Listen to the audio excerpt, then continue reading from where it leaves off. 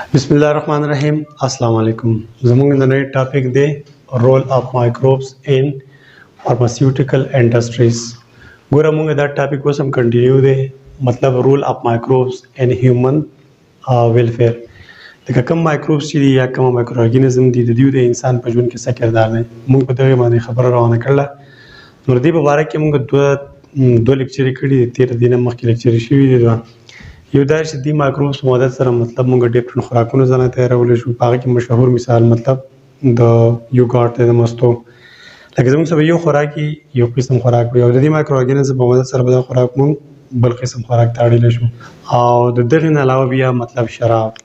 نننی چې زموږ کوم ټاپک دی هغه به د دې مایکرو ارګانیزم دې به کرداري په فارماسیوټیکل انډسټري کې. فارماسیوټیکل کارخانې داسې کارخانې چې په دې کارخانه کې مطلب مختلف میډیسن یا مختلف ویټامنز، انټي باډیز یا ویکسین ډیفرنٹ شیونه جوړېږي. لکه د انسان د صحت لپاره مختلف پراډکټ جوړېږي. کلیر. نو په دې پراډکټ کې بیا داسې څه پراډکټ دي چې هغه پراډکټ د مایکرو ارګانیزم په مدد سره جوړېږي. لکه دا جراثیم به یوز کوو موږ، او د دغې په مدد سره به موږ مطلب ځانله مختلف پراډکټ جوړوو. دې کې اوس د مایکرو ارګانیزم په مدد سره چې موږ څه جوړولی شو هغه فرض کړه انسولین دی، پنسلین دی، انټي بایوټیک دی، مونوکلونل انټي باډیز دي، ډیفرنٹ شیونه دي. نو په دې کې به موږ نن اولنی چې کوم څوک تیارو هغه انسولین دی. لکه دا انسولین به موږ مایکرو ارګانیزم استعمالو او د هغه په مدد سره به موږ انسولین تیارو. اوس انسولین داسې شی دی، انسولین په باره کې مطلب په بایوټیکنالوژي کې چپټر کې موږ بار بار خبره کړله. اوس انسولین څه شی دی؟ خو ګوره لکه دا یو انسان دی، د دې انسان په دې خېټه کې یو ارګن وي، هغه ارګن ته موږ پنکریاز وایو. دا پنکریاز د نور میملز په جسم کې وي. نو دا پنکریاز زموږ دلته کې یو هارمون جوړوي چې د هغې نوم زموږ سره انسولین دی. دا انسولین د دې کار څه دی؟ اوس موږ به دا انسولین پیژنو چې په دې پنکریاز کې کوم دا انسولین جوړېږي، د دې څه کار دی. لکه سپوز دا زموږ سره بالفرض که رګ دی، او په دې رګ کې زموږ سره دا د ګلوکوز مقدار دی، په دې تور ډاټ ډاټ زه لیکم. لکه د دې نارمل رینج دا دی، نارمل مقدار یې دا دی. نو که فرض که دا ګلوکوز نارمل مقدار نه سیوا کي، قانون دی د دې بلډ، نو دا به انسولین د دې پنکریاز نه راوځي، دې دغه ته به راځي دې بلډ ته، او دا زیاتي ګلوکوز او څه بل څه ته اړوي. لنډه خبره دا ده د انسولین دا کار دی چې دا موږ له په وینې کې یا په بلډ کې د ګلوکوز مقدار نارمل ساتي. که داسې واقعي د انسولین به راوځي د پنکریاز نه، او دا به راکموي. کلیر. دا خو شو زموږ سره د انسولین شارټ انټروډکشن. اوس بالفرض که دا پنکریاز د انسان خراب دی، پیدایشي خراب دی یا وروستو خراب دی، نو دلته کې خو بیا دا پنکریاز انسولین نشي جوړولی. چې نشي جوړولی نو په دې وینه کې به د ګلوکوز مقدار خامخا سیوا کېږي. نو چې چا په بلډ کې د ګلوکوز مقدار د نارمل نه سیوا شي، نو هغه ته بیا موږ ډایبیټک پیشنټ وایو، یا په ساده پښتو کې ورته موږ د شوګر بیمار وایو. نو مخکې په زړه طریقه کې به چې کومه زړې طریقې دي په هغه کې به دا انسولین ساینټسټ څنګه جوړول دې خو وګورئ. کیډیورس موږ څه ته وایو؟ ډیډ انیملز، مړه ځناور. ګوره مړه ځناور مطلب دا دی لکه بالفرض که دا زموږ سره یو غوا د دې نه مطلب دا چې بلاله کړه، نو دې څه چې کوم پنکریاز دی، پنکریاز نو دوی خو پنکریاز دي که نه، نو دې پنکریاز نه به دوی د انسولین ځان ایسولیټ کړو، جدا کړو، او دا انسولین به مطلب ځان په څه بوتل موتل کې بند کړو، او بیا به دې مریض ته لګول چې مطلب د ګلوکوز مقدار په وینې کې کم کړي. نو دلته کې به دې کې ټینشن دا چې دا انسولین نه دی د دې نورو ځناورو د غوا، ګوړې، بیزو یا مطلب داسې نور انیمل چې هغه په اسلام کې حرام دي، د هغو مطلب د پنکریاز نه به دې انسولین لرې کول. نو دلته کې د انسان د انسولین او د دوی د انسولین غټ ډیفرنٹ دی، غټ فرق دی. نو دا به په ده باندې ښه نه راته په انسان باندې، مطلب دې د وجې نه به د انسان د الرجیک ریاکشن کېده، ریاکشن به ورته کوو. دا خو زړه طریقه وه. په دې کې دوه خبرې وي. یو خو که فرض کړه داسې ځناور دی چې هغه ځناور اسلامیک پوینټ اف ویو سره حرام وي، که فرض کړه د هغه پنکریاز نه به انسولین اوري او ده ته لګي، نو دا خو ښه خبره نه ده، دا خو حرامه شوه. او بله خبره دا ده چې دا د ځناورو د انسولین په دې انسان باندې ښه نه راځي، ځکه چې دوی دې کې لږ ډېر فرق وي، ریاکشن ورته کاز کولی شي. نو دا کیډیورز یا ډیډ انیمل نه خو دا پخوانۍ زړه قصه وه. اوس ماډرن چې کوم بایوټیکنالوژي ده، اوس چې کوم بایوټیکنالوژي موږ له انسولین تیارې، هغه په مطلب په مختلفه طریقه باندې تیارې، هغه کې به دوی استعمالوي دا مایکروبس. ټیک ده، مایکروبس په مدد سره به دا مطلب دا انسولین تیارې. اوس مایکروب زیات ساتي دي، لکه زموږ سره مشهور یو مایکروبس دی ایکولای بکټیریا. که ته اوس دا له انسولین تیارې نو ته به اول په سر دا ایکولای بکټیریا ځان نه وګوري، دا به راولي لیبارټرۍ ته به راولي. کلیر. په دې ایکولای بکټیریا کې خپل ډي ان اے اوس په دې چلو کې چې یو کس په وګوري، روغ کس په وګوري چې د هغې پنکریاز فنکشنلی کار کوي، دا غي نه به یو ډي ان اے راواخلي چې هغه ډي ان اے راواخلي هغه ډي ان اے به راوړي او د دې ایکولای بکټریا د دې ډي ان اے سره ولګي دا ما سپریټ کوم. اوس تاسو ته پته ده ایکولای بکټریا مطلب یو داسې بکټریا چې دا ډېر زر خپل ریپروډکشن کوي خپل بچي ډېر زر پیدا کوي. نو دا کومه بکټریا چې موږ جوړه کړه دې ته موږ ریکمبیننٹ ټیکنالوژي وایو او دا کومه بکټریا چې جوړه شوه دې ته موږ ټرانسجینیک بکټریا وایو. ټرانسجینیک بکټریا دې ته وایي چې داسې بکټریا چې په هغه کې د بل چا ډي ان اے نو دې بکټریا کې دا تور خپل ډي ان اے دا سور ډي ان اے اوس موږ مطلب د انسان د انسولین د جوړولو جین پکې یا ډي ان اے پکې فټ کړی دی. دس از ټرانسجینیک بکټریا. دا یوه بکټریا ته تیار کړه دا یوه بکټریا اوس راواخله او دې بایو ریاکټر ته راوړه. لکه فرض کړه دا زموږ بایو ریاکټر دی. بایو ریاکټر هغه دی چې هلته کې مطلب د دې بکټریا دپاره د دې بکټریا د ژوند تېرولو لپاره چې څه پکار وي هغه به دې ریاکټر کې مطلب هغه میډیم چې موږ ورته وایو دا په دې کې ده. کومه بکټریا دا ټرانسجینیک بکټریا. دا یوه بکټریا تیار کړه داسې نور خو موږ نه تیاروو. اوس دا بکټریا به خپل بچي راوړي قانون دا دی دا به بار ریپروډکشن کې بچي به پیدا کوي. نو کله دا بکټریا بچي پیدا کوي نو دا خپل ډي ان اے خو هم مطلب تقسیمیږي نو نیم یو ډي ان اے به مطلب هغه ډي ان اے ریپلیکیشن څه ته وایي. یو ډي ان اے به یو بکټریا ته راشي بل به بل ته لاړ شي دغسې به دا ډي ان اے ریپلیکیشن کوي ډي ان اے ریپلیکیشن. نو به هره لنډه دا دی چې په هره بکټریا کې به اوس زموږ سره دا زموږ ډي ان اے اوس ورسره د انسان د انسولین د جوړولو دا ډي ان اے دا جین اوس ورسره وي. نو دلته کې خو به دا بکټریا چې کوم ډي ان اے دا به خپل کار کوي خو چې د انسان دا کوم جین یا ډي ان اے دی د ده به څه کار وي د ده کار څه ولدګي انسولین جوړول. نو دلته به هم د انسولین جوړوي. نو په دې میډیم کې به تر ډېر شي انسولین تیار شي. کلیر. او اوس دا خبره واورئ چې په دې کم میډیم کې دا بکټریا دا کم انسولین جوړوي نو دې ته موږ هیمولین وایو. هیمولین د انسان په جسم کې چې کومه دا انسولین دنده جوړېږي هغه ته موږ انسولین وایو. خو چې کومه موږ په لیبارټري کې تیار کوو د دې ایکولای بکټریا په مدد سره دا موږ ځان له دې نه حاصل کړو نو دې ته بیا موږ هیمولین وایو. کلیر. ښه نو موږ خو د مایکروبس په مدد سره انسولین تیار کړو اسانه خبره ده. دغه یو جین به د روغ کس نه راولي د پنکریاس نه دا ایکولای بکټریا به راولي. هغه ایکولای بکټریا چې کوم ډي ان اے ده هغه ډي ان اے سره به د هغه روغ کس هغه جین میلاوي او بس دا په دې میډیم کې پرېږده د دنیا ډېر شي انسولین به تله پیدا کوي. خو دې انسولین ته موږ دلته کې هیمولین ویلی شو. کلیر. ښه جناب په دې بایو ریاکټر یا په دې میډیم کې چې دا کوم انسولین موږ جوړ کړو نو دې مطلب دوه درې فایدې دي. یوه فایده دا چې کوم د انسان په جسم کې انسولین جوړېږي نو دغه انسولین او دا هیمولین یو شی دی ځکه دغه جینو دنده دغه په جسم کې به دې جین د انسولین تیارول او دغه جین مطلب دلته دې میډیم ته موږ راوړ نو دغه شان انسولین به جوړوي. نو دا یو شی دی انسان په جسم کې او دا بار هیمولین چې کومه جوړېږي دا یو شی دی په دې کې داسې څه فرق نشته دی. یو فایده یې دا ده نو چې فایده یې دا ده نو دا هیمولین به په دې انسان باندې بیا څه ریاکشن هم نه کوي. کلیر. څه نقصان به ورته نه رسوي.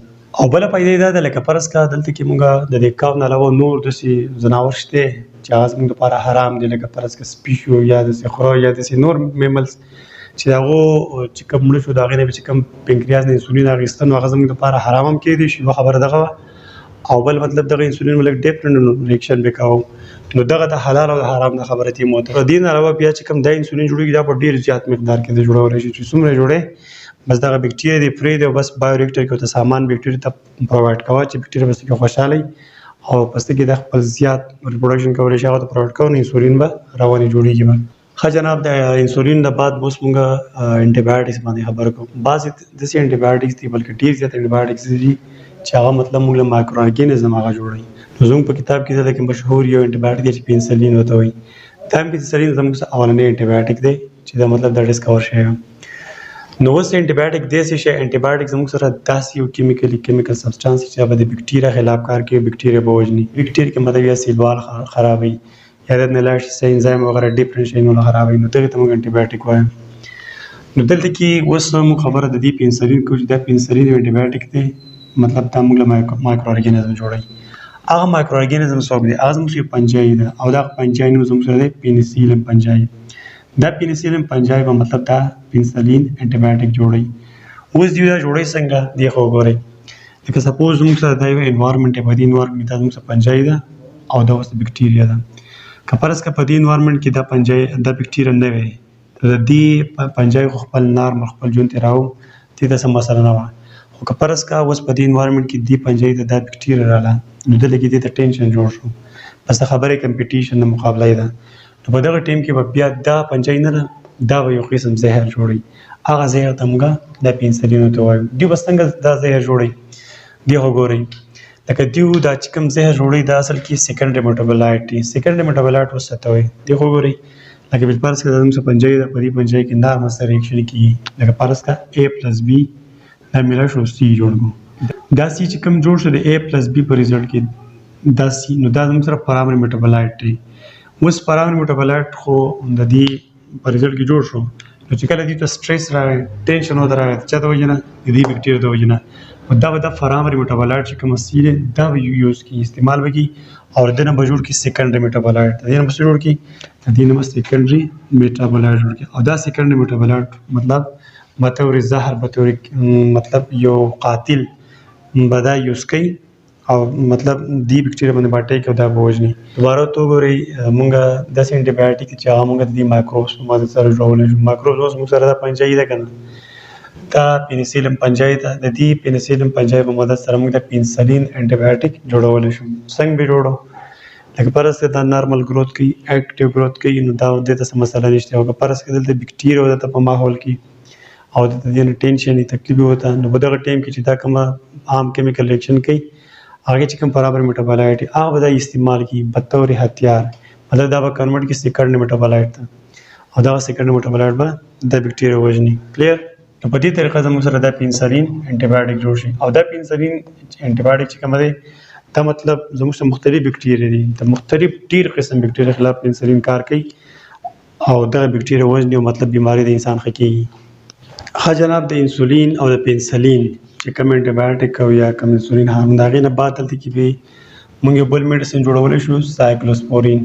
سایکلوسپورین زموږ سره یو ایمیونو سپریسیو ایجنټ دی. ایمیونو سپریسیو ایجنټ دې ته وایي لکه فرض کړه زموږ چې کوم ایمیونو سیسټم دی ایمیونو سیسټم چې کوم نارمل کار کوي دا ایمیونو سیسټم به موږ په دې دوايي باندې مطلب لږ خاموش کوو قلارو به چې یاره ته نور کار مه کوه. زموږ ایمیونو سیسټم څه کوم سیسټم دی مطلب چې هغه د بهر نه راتلونکي د انټیجن خلاف جګړه وکړي که نه مړي کې ختمېږي نو دا سایکلوسپورین زموږ سره یو داسې میډیسن دی چې هغه ستا ایمیونو سیسټم لږ ساعت لپاره یا څه ټایم لپاره ډیپریس ساتي دا به ته وایي چې یاره پلیز ته کار مه کوه. اوس زموږ سره په ایمیونو سیسټم کې بعضې سیلز دي لکه ټي سیلز یا بي سیلز لکه دې خو وګورئ دا فرض کړه یو کس دی انسان دی دا او دوی چې کوم ایمیونو سیسټم کې یا ټي سیلز دي کلیر او یا بي سیلز دي نو دا ټي سیلز او بي سیلز مطلب دا سایکلوسپورین چې کله دا راغی د دې به دا بیزي کی مشغول به کی دا سایکلوسپورین به دا ټي بي سیلز بیزي وساتي.